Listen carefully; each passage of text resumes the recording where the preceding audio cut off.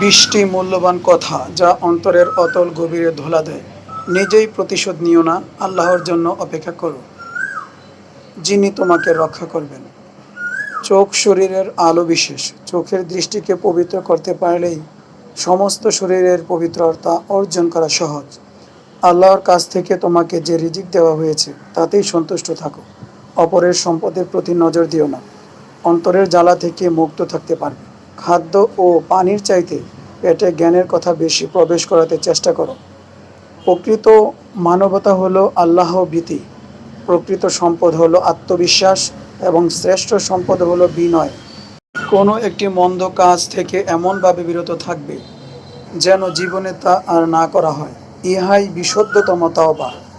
জীবিকার জন্য কোনো চেষ্টা সাধনা না করে চেষ্টাবিহীন বসে থাকা কোনো অবস্থাতেই তাওয়াক্কুল হতে পারে না। কেননা রিজিকের জন্য চেষ্টা তদবির ছেড়ে দেওয়া বড় রকমের গুনাহ। মন্দ লোকের সাথে যার ওঠা বসা সে কোনো দিন কল্যাণের মুখ দেখবে না। বুদ্ধিমানেরা কোনো কিছু প্রথমে অন্তর দিয়ে চিন্তা ভাবনা করে, তারপর সে সম্বন্ধে মন্তব্য করে।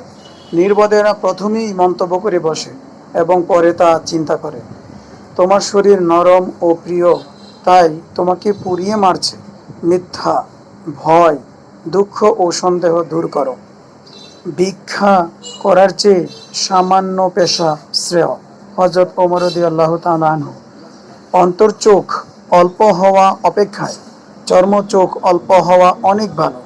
আলী রাদিয়াল্লাহু তাআলা আনহু। তোমার উপর কোরআনের আছে অধিকার। বারবার তুমি কোরআন করিয়ে পাঠ।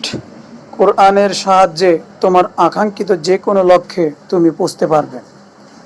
মর্যাদা লাভ হয় জ্ঞানের মাধ্যমে, রক্তের সম্পর্কের মাধ্যমে নয়। সৌন্দর্যের সুরমা বিকশিত হয় শিষ্টাচারের মাধ্যমে, পোশাকের মাধ্যমে নয়। ইমাম গাজ্জালী রহমতুল্লাহি আলাইহি। কথার উপর যার নিয়ন্ত্রণ নেই তার পক্ষে মর্যাদা পাওয়ার মতো কিছু নেই। হযরত আলী রাদিয়াল্লাহু তাআলা আনহু। আহাম্মকের কথায় প্রতিবাদ করো না, শেষে তুমি আহাম্মক সেজে যাবে। হযরত সুলাইমান আলাইহিস সালাম। যা সত্য নয় তা কখনো মুখে এনো না, তাহলে তোমার সত্য কথাকেও লোকে অসত্য বলে মনে করবে। হযরত আলী রাদিয়াল্লাহু তাআলা আনহু। জালেমদের বিরুদ্ধে মজলুমদের অন্তরে যে বিদ্বেষের আগুন জন্ম নেয় তা জালেমদেরকে শুধু জ্বালিয়েই ক্ষান্ত হয় না, সেই আগুনের শিখায় অনেক কিছু জ্বালিয়ে পুড়িয়ে ছাই করে দেয়। আলী রাদিয়াল্লাহু তাআলা আনহু। নিজের বিপদের কথা শত্রুকে বলো না, সে মুখে দুঃখ প্রকাশ করবে আর অন্তরে উল্লাস করবে। শেখ সাদী রহমতুল্লাহ আলাইহি। পশুর মতো সংখ্যাগরিষ্ঠ হয়ে লাভ কি, যদি আমাদের গৌরব করার মতো কিছুই না থাকে।